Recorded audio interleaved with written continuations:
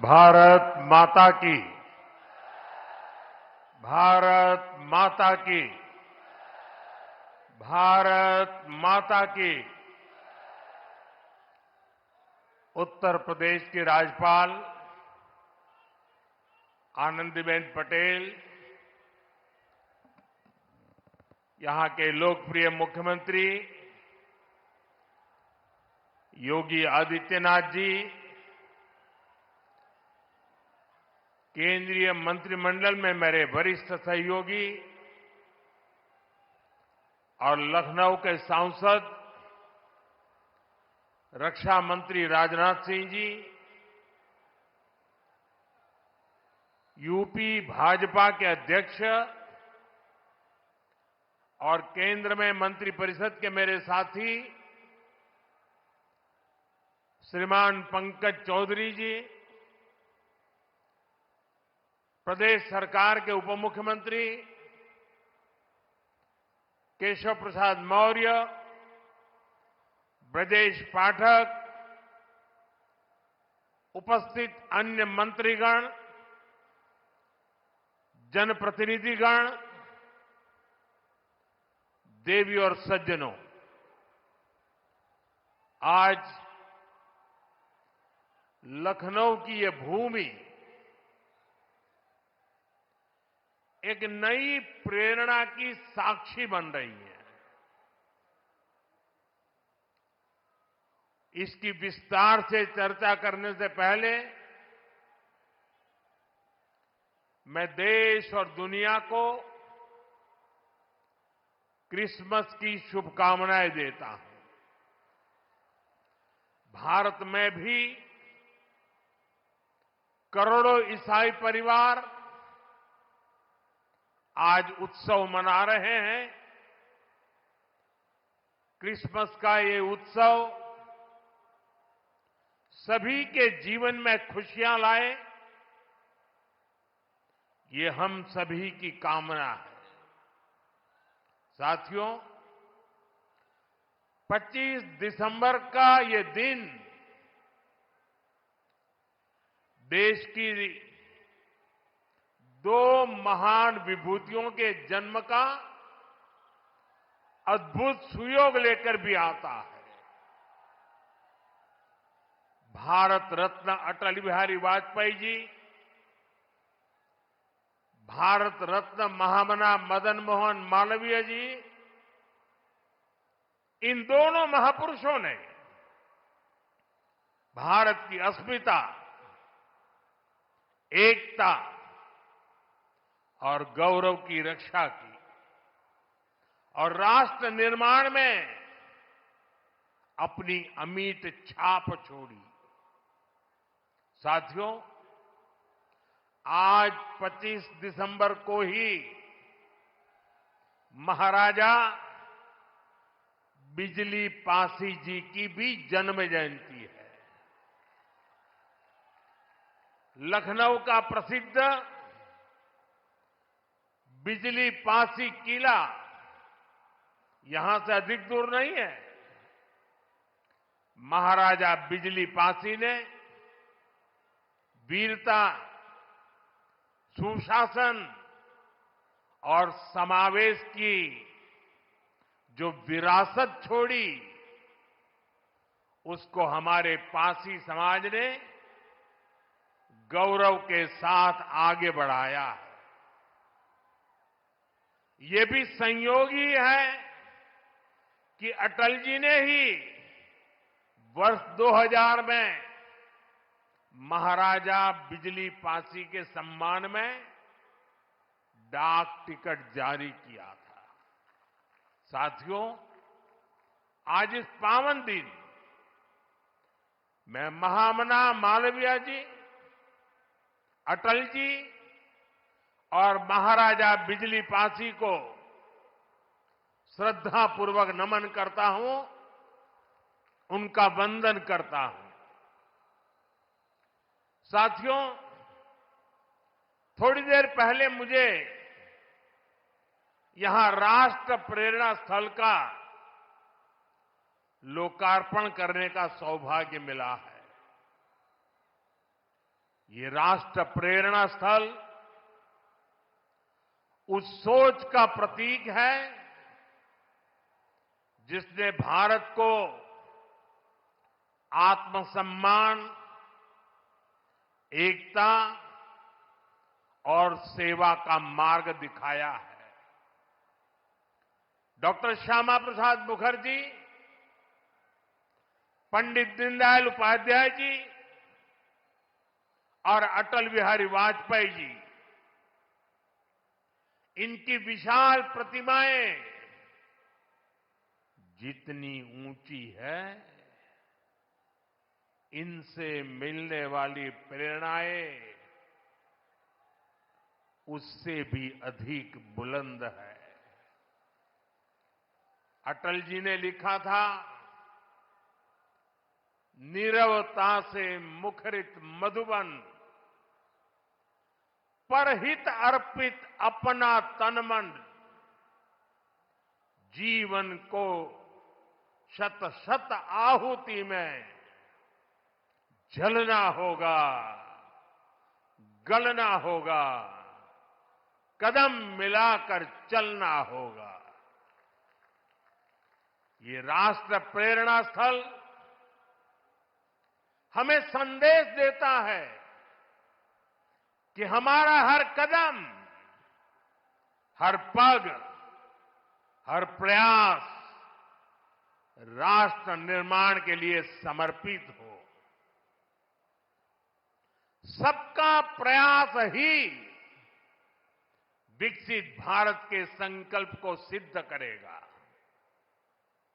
मैं लखनऊ को, उत्तर प्रदेश को, पूरे देश को इस आधुनिक प्रेरणा स्थली की बधाई देता हूं। और जैसा अभी बताया गया और वीडियो में भी दिखाया गया कि जिस जमीन पर यह प्रेरणा स्थल बना है, उसकी 30 एकड़ से ज्यादा जमीन पर कई दशकों से कूड़े कचरे का पहाड़ जमा हुआ था। पिछले 3 वर्ष में इसे पूरी तरह खत्म किया गया है।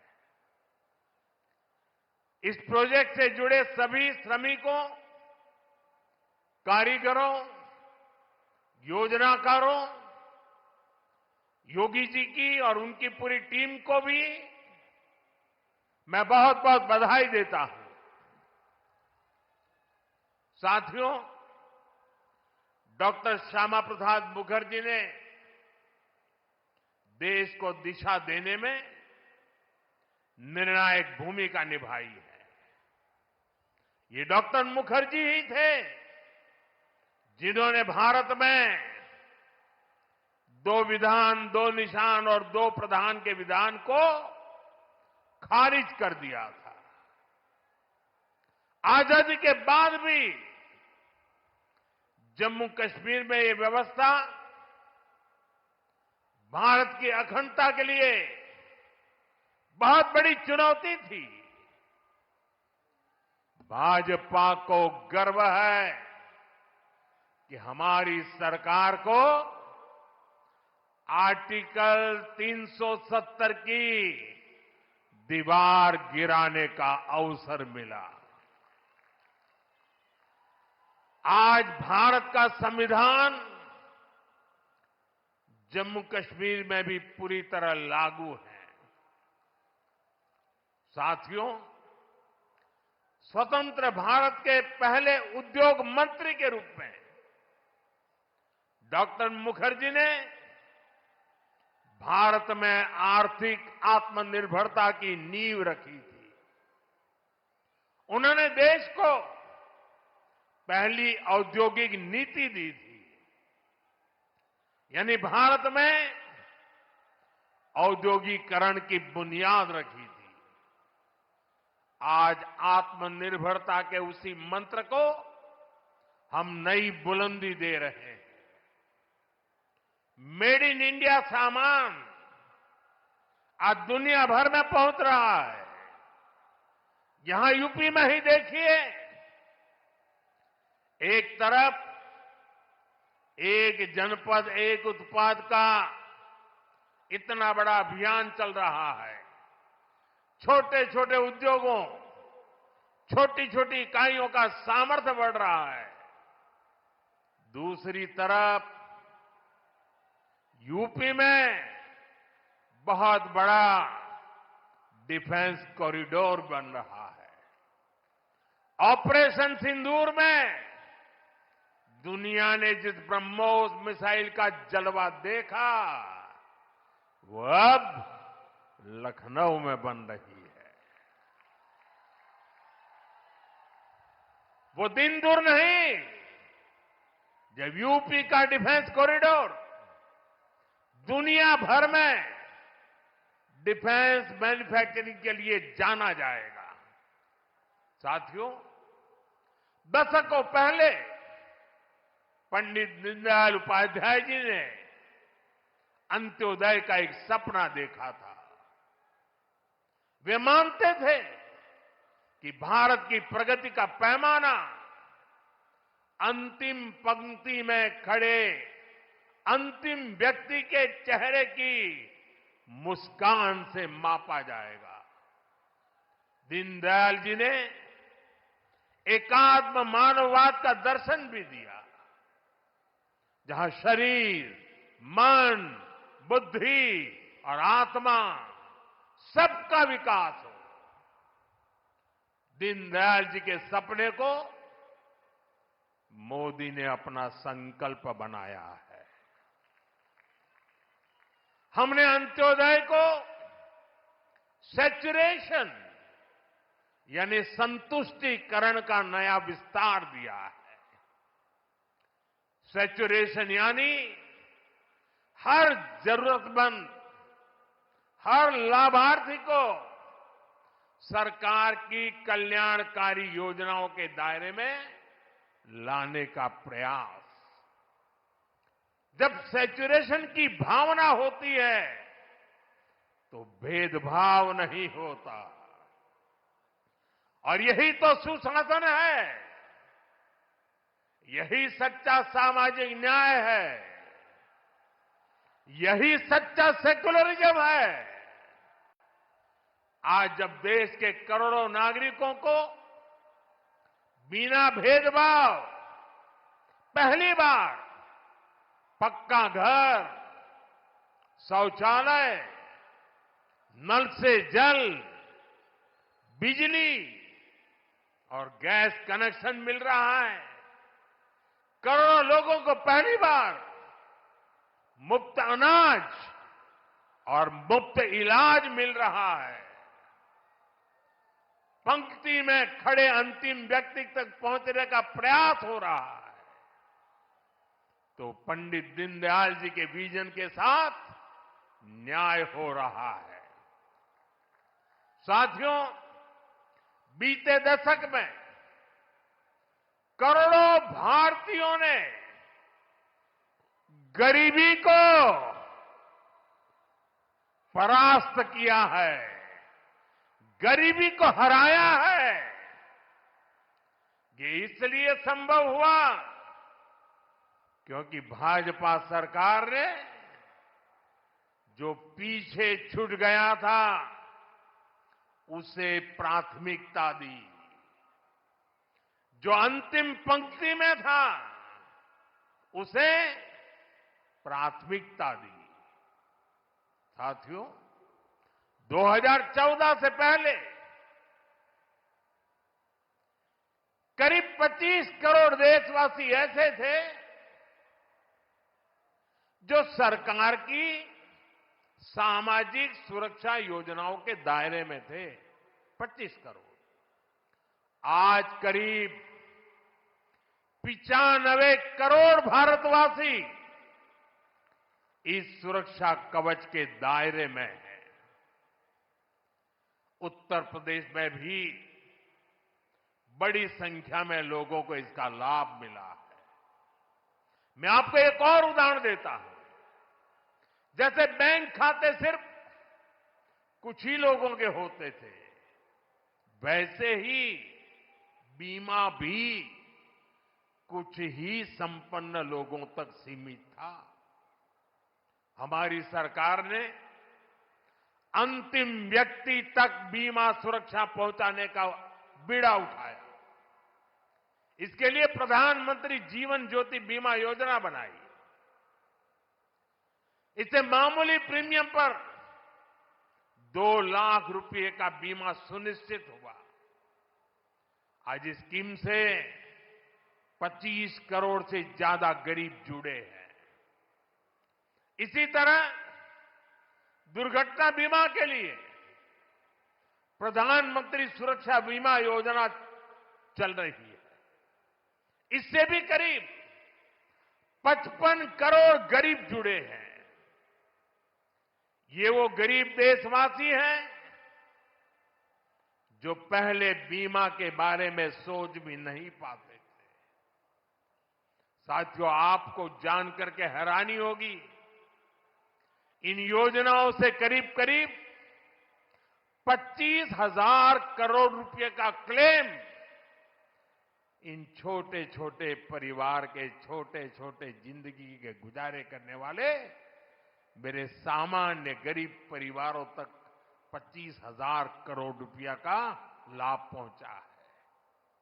यानी संकट के समय ये पैसा गरीब परिवारों के काम आया है। साथियों, आज अटल जी की जयंती का ये दिन सुशासन के उत्सव का भी दिन है। लंबे समय तक देश में गरीबी हटाओ जैसे नारों को ही गवर्नेंस मान लिया गया था, लेकिन अटल जी ने सही मायने में सुशासन को जमीन पर उतारा। आज डिजिटल पहचान की इतनी चर्चा होती है, इसकी नींव बनाने का काम अटल जी की सरकार ने ही किया था। उस समय जिस विशेष कार्ड के लिए काम शुरू हुआ था, जो आज आधार के रूप में विश्वविख्यात हो चुका है, भारत में टेलीकॉम क्रांति को गति देने का श्रेय भी अटल जी को ही जाता है। उनकी सरकार ने जो टेलीकॉम नीति बनाई, उससे घर घर तक फोन और इंटरनेट पहुंचना आसान हुआ और आज भारत दुनिया में सबसे अधिक मोबाइल और इंटरनेट यूजर वाले देशों में से एक है। साथियों, आज अटल जी जहां होंगे, इस बात से प्रसन्न होंगे कि बीते 11 वर्षों में भारत दुनिया का दूसरा बड़ा मोबाइल फोन निर्माता बन गया है। और जिस यूपी से वे सांसद रहे, वो यूपी आज भारत का नंबर 1 मोबाइल मैन्युफैक्चरिंग राज्य बना है। साथियों, कनेक्टिविटी को लेकर अटल जी के विजन ने 21वीं सदी के भारत को शुरुआती मजबूती दी। अटल जी की सरकार के समय ही गांव गांव तक सड़कें पहुंचाने का अभियान शुरू किया गया था। उसी समय स्वर्णिम चतुर्भुज यानी हाईवे के विस्तार पर काम शुरू हुआ था।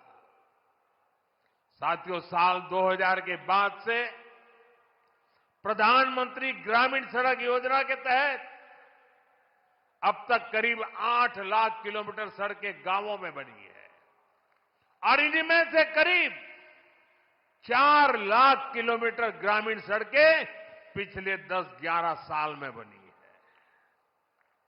और साथियों, आज आप देखिए, आज हमारे देश में अभूतपूर्व गति से एक्सप्रेसवे बनाने का काम कितनी तेजी से चल रहा है। हमारा यूपी भी एक्सप्रेसवे स्टेट के रूप में अपनी पहचान बना रहा है। वो अटल जी ही थे जिन्होंने दिल्ली में मेट्रो की शुरुआत की थी।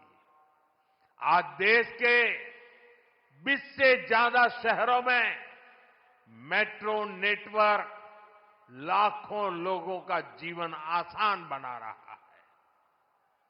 भाजपा एनडीए सरकार ने सुशासन की जो विरासत बनाई है, उसे आज भाजपा की केंद्र और राज्य की सरकारें नए आयाम, नया विस्तार दे रही है। साथियों, डॉक्टर मुखर्जी, पंडित दीनदयाल जी, अटल जी, इन 3 महापुरुषों की प्रेरणा, उनके विजनरी कार्य, ये विशाल प्रतिभाएं विकसित भारत का बहुत बड़ा आधार है। आज इनकी प्रतिमाएं हमें नई ऊर्जा से भर रही है, लेकिन हमें यह नहीं भूलना है कि आजादी के बाद भारत में हुए हर अच्छे काम को कैसे एक ही परिवार से जोड़ने की प्रवृत्ति पनपी। किताबें हो, सरकारी योजनाएं हो, सरकारी संस्थान हो, गली, सड़क, चौराहे हो, एक ही परिवार का गौरवगान, एक ही परिवार के नाम, उनकी ही मूर्तियां, यही सब चला। भाजपा ने देश को एक परिवार की बंधक बनी इस पुरानी प्रवृत्ति से भी बाहर निकाला है। हमारी सरकार मां भारती की सेवा करने वाली हर अमर संतान, हर किसी के योगदान को सम्मान दे रही है। मैं कुछ उदाहरण आपको देता हूं। आज नेताजी सुभाष चंद्र बोस की प्रतिमा दिल्ली के कर्तव्य पथ पर है। अंडमान में जिस द्वीप पर नेताजी ने तिरंगा फहराया, आज उसका नाम नेताजी के नाम पर है। साथियों, कोई नहीं भूल सकता कि कैसे बाबा साहब आंबेडकर की विरासत को मिटाने का प्रयास हुआ। दिल्ली में कांग्रेस के शाही परिवार ने यह पाप किया और यहां यूपी में सपा वालों ने भी यही दुस्साहस किया। लेकिन भाजपा ने बाबा साहब की विरासत को मिटने नहीं दिया। आज दिल्ली से लेकर लंदन तक बाबा साहब आंबेडकर के पंचतीर्थ उनकी विरासत का जयघोष कर रहे हैं।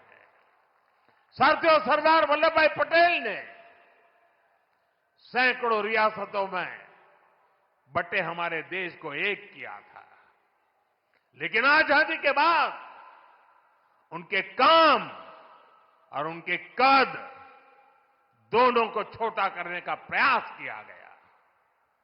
ये भाजपा है जिसने सरदार साहब को वो मान सम्मान दिया जिसके वो हकदार थे।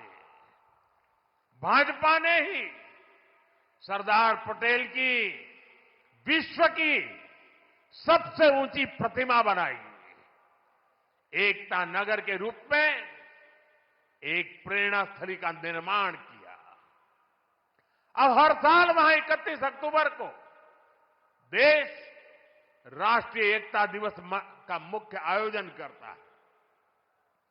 साथियों, हमारे यहां दशकों तक आदिवासियों के योगदान को भी उचित स्थान नहीं दिया गया। हमारी सरकार ने ही भगवान बिरसा मुंडा का भव्य स्मारक बनाया।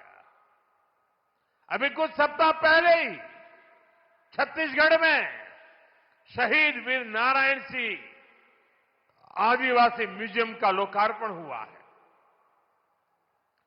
साथियों, देश भर में ऐसे अनेक उदाहरण हैं।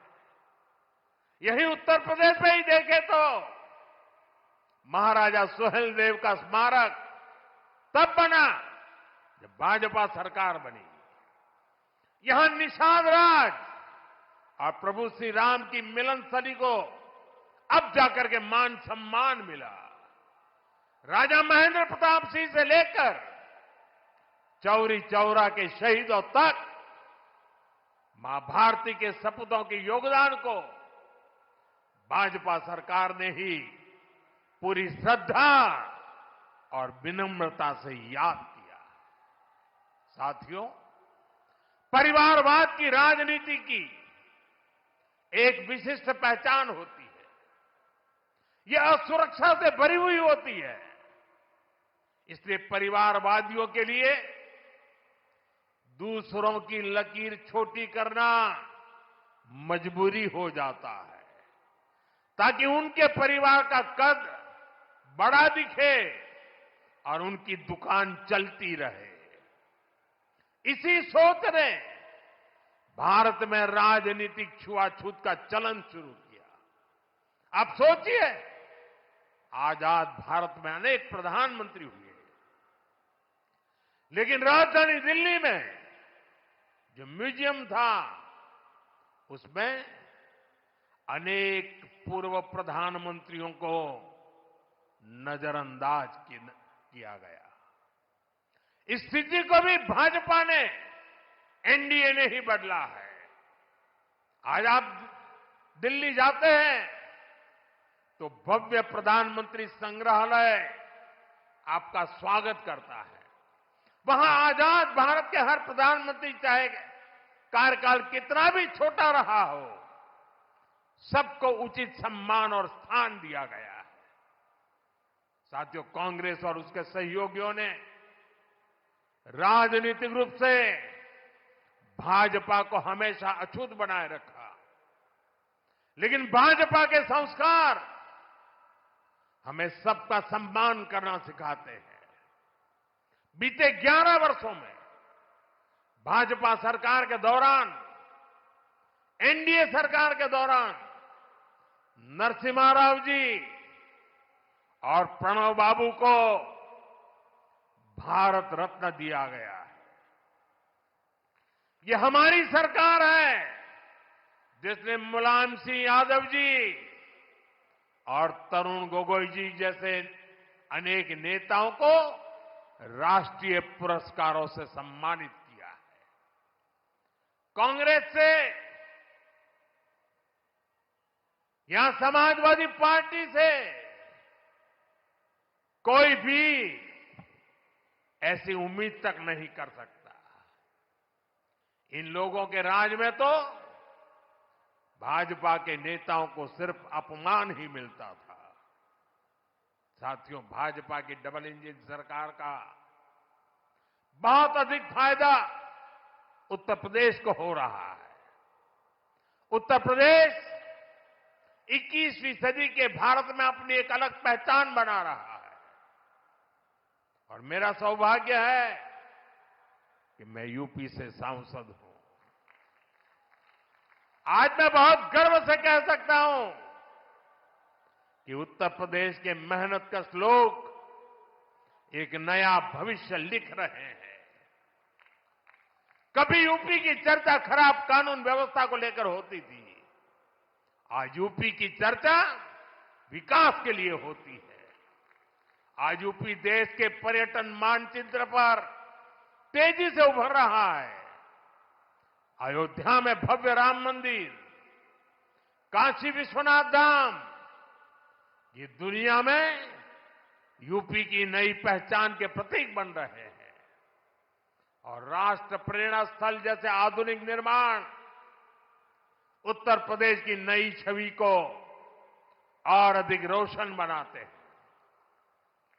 साथियों, हमारा उत्तर प्रदेश सुशासन, समृद्धि, सच्चे सामाजिक न्याय के मॉडल के रूप में और बुलंदी हासिल करे, इसी कामना के साथ आप सभी को फिर से राष्ट्र प्रेरणा स्थल की बधाई। मैं कहूंगा डॉक्टर श्यामा प्रसाद मुखर्जी, आप कहेंगे अमर रहे अमर रहे। मैं कहूं पंडित दीनदयाल उपाध्याय जी, आप कहें अमर रहे अमर रहे। मैं कहूं अटल बिहारी वाजपेयी जी, आप कहें अमर रहे अमर रहे। पंडित श्यामा प्रसाद मुखर्जी, श्यामा प्रसाद मुखर्जी, श्यामा प्रसाद मुखर्जी, पंडित दीनदयाल जी, पंडित दीनदयाल जी, पंडित दीनदयाल जी, अटल बिहारी वाजपेयी जी, अटल बिहारी वाजपेयी जी, अटल बिहारी वाजपेयी जी, भारत माता की वंदे वंदे। बहुत बहुत धन्यवाद।